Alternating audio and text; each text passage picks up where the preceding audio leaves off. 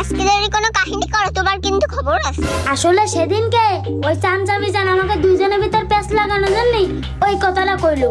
তারপরে আমার মনে হয় তোমার চরিত্রে কোনো ঝামেলা আছে। আসলে আছে।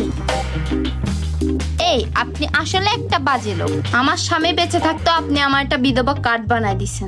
ও তুমি বুঝবা না, কার্ড না বানাই দিলে তোমার এনে আমি ক্যাফেতে যাব কি করে? আপনার মতো চেয়ারম্যানই তো ঘরে ঘরে দরকার। আপনি হলেন চরিত্রহীন চেয়ারম্যান, আপনার কোনো চরিত্র ঠিক নেই। আমার থেকে দূরে দূরে থাকবেন। কি যে বলো, কাছে না আসলে আদর করব কি করে? চলো। হ্যাঁ, আমি তোমার সাথে আর লুকোচুরি করে দেখা করতে পারবো না।